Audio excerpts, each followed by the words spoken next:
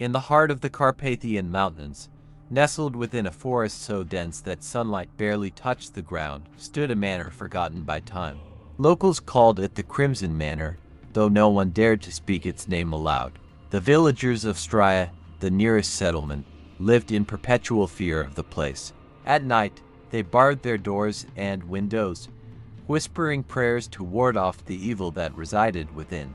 The manor was home to the Valerius family, a bloodline as ancient as the mountains themselves. Legend spoke of their insatiable thirst for blood and how they had struck a pact with the dark forces of the underworld.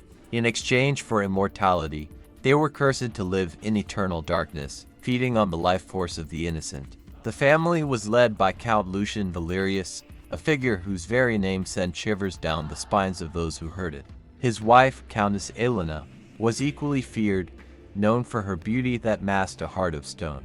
Together, they had 3 children: Victor, a cruel and cunning young man; Lilith, a seductress who lured her victims to their doom; and the youngest, Adrian, a brooding figure who seemed to struggle with the curse that bound him. The villagers knew that once night fell, the Valerius family would emerge from their manor, hunting for their next victims. Over the years, many had disappeared, their bodies never found, only bloodstains left behind as grim reminders. The villagers believed that the family could transform into monstrous creatures, their eyes glowing red as they hunted through the night. They told stories of hearing eerie howls and feeling a chilling presence whenever the wind blew from the direction of the manor. One night, a young woman named Maria, who had recently moved to Strya, caught the eye of Lilith. Lilith had watched Maria from afar, intrigued by her innocence and beauty. One evening, as Maria walked alone through the forest, Lilith appeared before her, a vision of ethereal beauty. Mesmerized, Maria followed Lilith deeper into the woods, unaware of the danger that awaited her.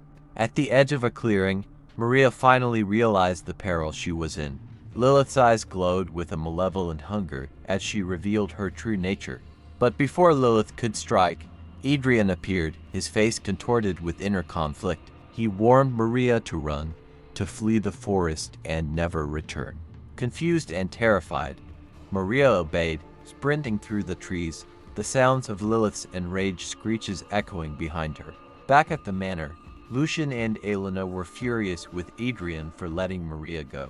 They reminded him of the pact that bound their family, of the hunger that could never be sated. Adrian, tormented by his actions, withdrew into the shadows, questioning his place within the cursed family. Lilith, however, was not one to forgive easily. She vowed to find Maria and finish what she had started, with or without Adrian's interference. As the days passed, Maria tried to forget the horror she had witnessed, but the memory of Lilith's eyes haunted her dreams. She confided in an elderly villager named Yanku, who had lived in Strya for decades. He told her of the Valerius family's dark history, of the countless souls they had claimed. Yanku also spoke of a prophecy, one that foretold the rise of a savior who would end the Valerius family's reign of terror. Maria couldn't shake the feeling that she was somehow connected to this prophecy, that her encounter with Lilith was no mere coincidence. Determined to protect herself and the village, she began to delve deeper into the lore surrounding the Crimson Manor. But the more she learned, the more she realized how little time she had before Lilith came for her. The nights grew longer, and the shadows seemed to stretch further from the manor, creeping closer to Strya with each passing day. The villagers could feel the growing tension in the air, as if the very forest was holding its breath, waiting for the inevitable clash between light and darkness. Maria knew she couldn't face the Valerius family alone. She would need help, perhaps from someone who knew the manor's secrets, someone like Adrian, who had saved her once before. But could she trust him, a member of the very family she feared? As she prepared to confront the evil that lurked in the manor, Maria couldn't shake the feeling that the prophecy was beginning to unfold, and that her fate was intertwined with the dark legacy of the Valerius family.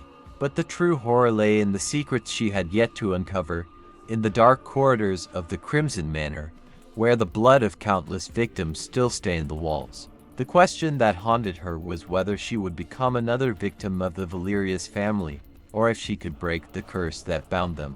And so, the intrigue continued, with the shadows of the Crimson Manor looming ever closer, waiting for the next soul to fall into their grasp. As the moon waxed full, its pale light bathed the village of Strya in an eerie glow, casting long shadows that seemed to reach out from the depths of the surrounding forest. Maria could feel the weight of the coming night in her bones, a cold dread that clung to her skin like mist. She knew she had to act quickly, or Lilith would come for her, and this time, there would be no escape.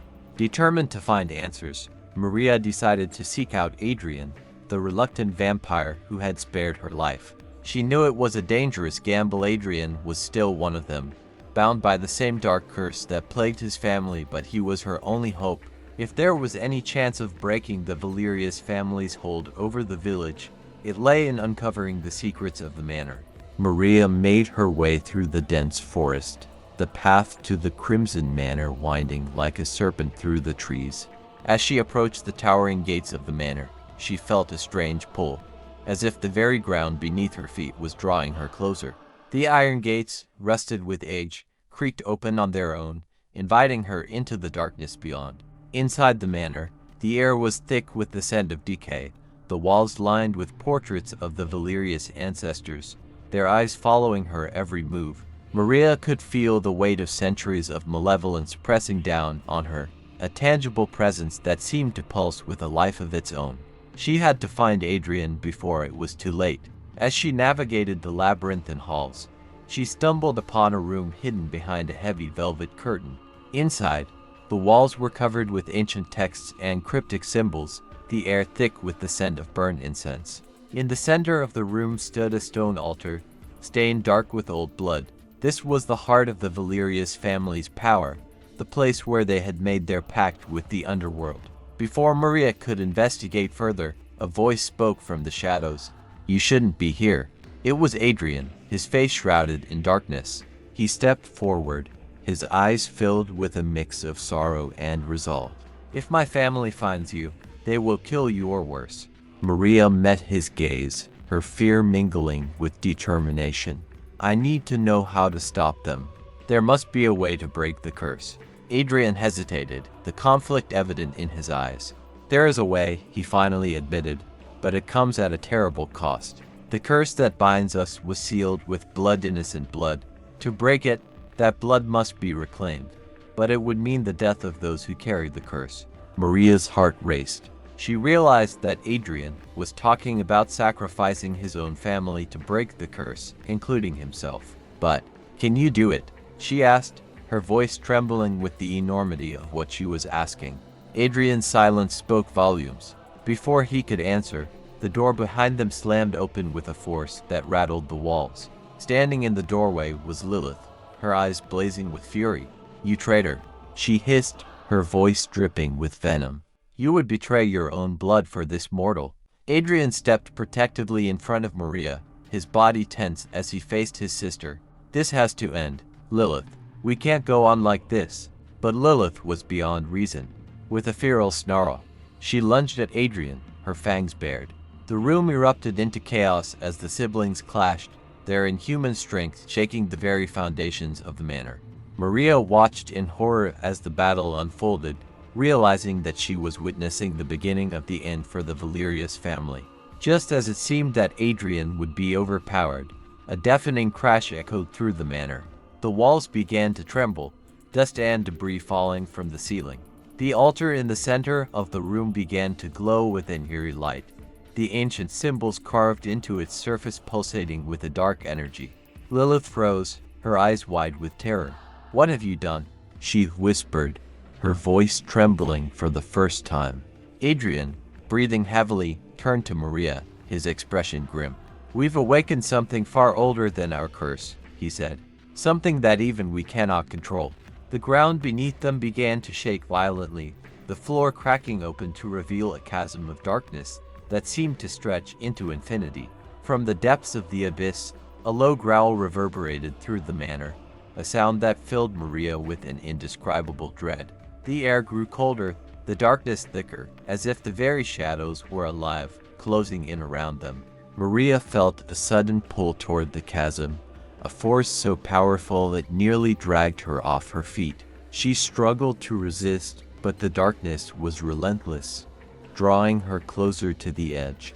Adrian reached out, grabbing her arm and pulling her back with all his strength. "We have to get out of here," he shouted over the deafening roar of the collapsing manor. But Lilith stood frozen, her eyes locked on the chasm, as if entranced by the darkness within.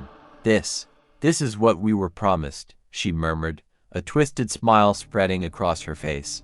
"Eternal power, eternal night." With a final, deafening crash, the manor began to collapse around them. Adrian and Maria had no choice but to flee, racing through the crumbling halls as the darkness surged behind them.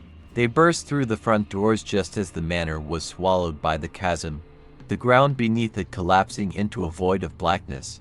Breathless and shaken, Maria and Adrian watched as the Crimson Manor was consumed by the darkness, the once mighty stronghold of the Valerius family reduced to nothingness. But as the last remnants of the manor disappeared, Maria realized with a sinking heart that the darkness had not been contained, it had been unleashed. Adrian, his face pale, turned to Maria. "It's not over," he said, his voice filled with a dread she had never heard before. "Whatever was awakened in that room, it's out there now, and it's hungry." As the first rays of dawn broke over the horizon, Maria knew that the true battle was only beginning. The curse of the Valerius family had been broken, but in its place, something far more terrifying had been set free.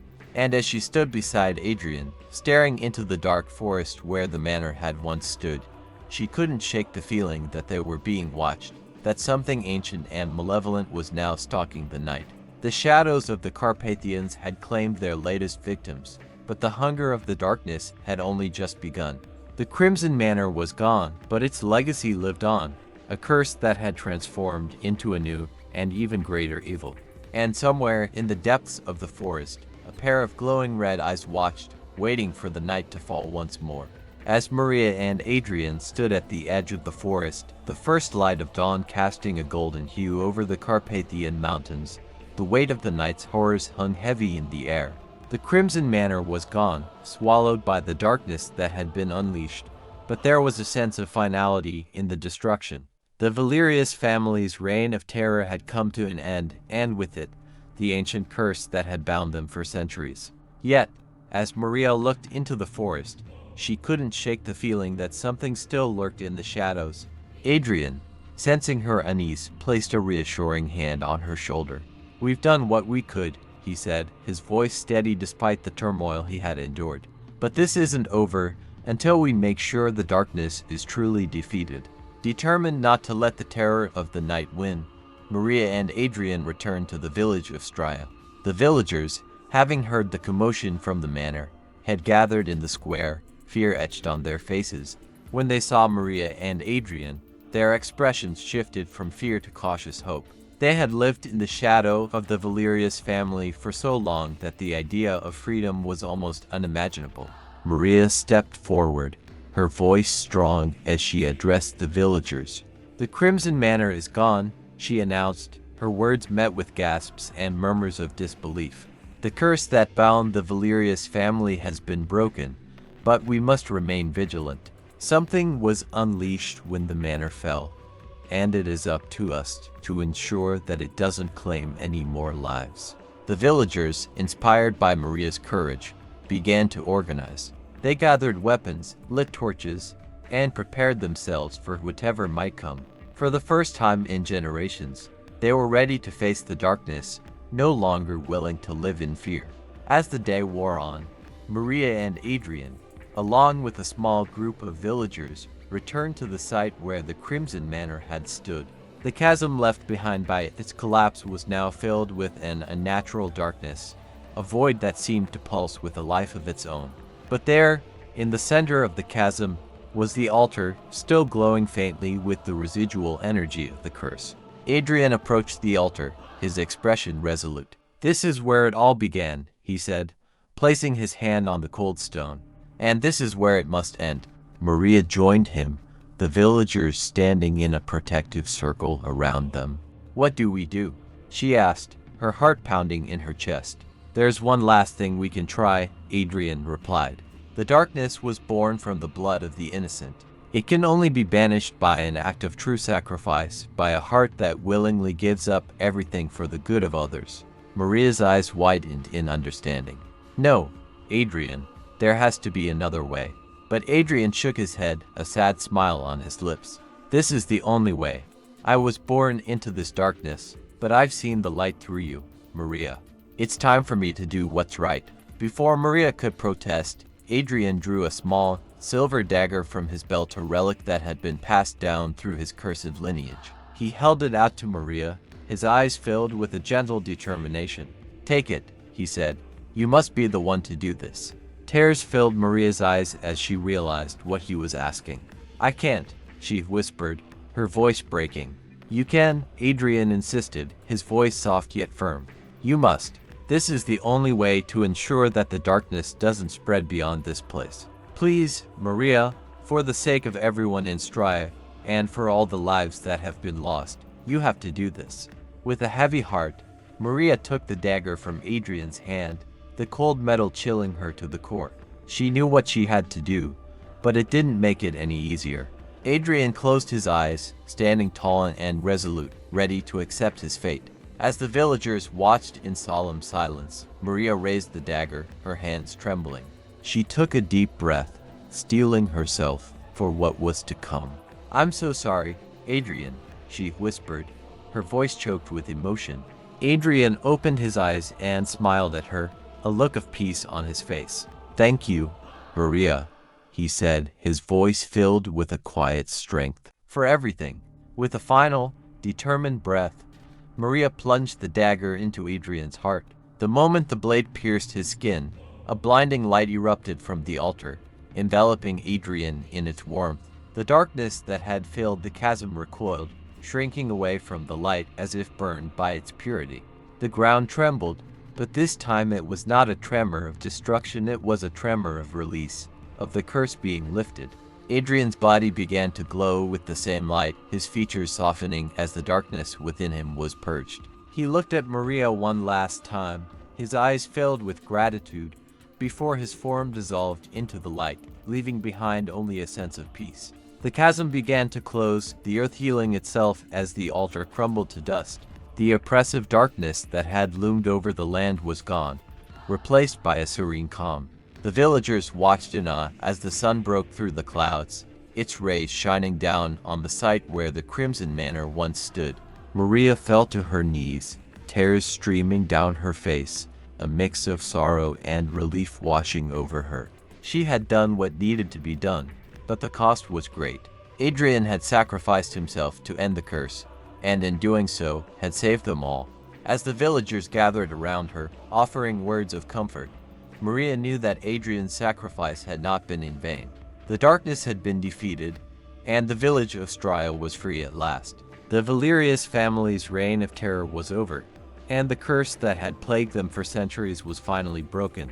In the days that followed, the village began to heal. The shadows that had once haunted Stria were replaced by the warmth of the sun, and the villagers started to rebuild their lives. Maria stayed in the village, her presence a constant reminder of the courage and sacrifice that had saved them all. Though the pain of losing Adrian lingered, Maria found solace in knowing that his sacrifice had brought about a new beginning. The forest was no longer a place of fear, but one of renewal, where life could flourish once more. And as the seasons changed, the story of the Crimson Manor and the sacrifice that ended the curse became a legend, passed down through generations. It was a story of darkness and light, of fear and hope, and of the enduring strength of the human spirit. Maria would often visit the spot where the manor had stood, now a peaceful clearing filled with wildflowers and birdsong. She would sit quietly, feeling the warmth of the sun on her face, and remember the boy who had been both her savior and her friend. She knew that, in some way, Adrian was still with her, watching over the village he had given his life to protect. The Crimson Manor was gone, but its memory lived on in the hearts of those who had survived, and with it, the knowledge that even in the darkest of times, there is always a light that can guide us home.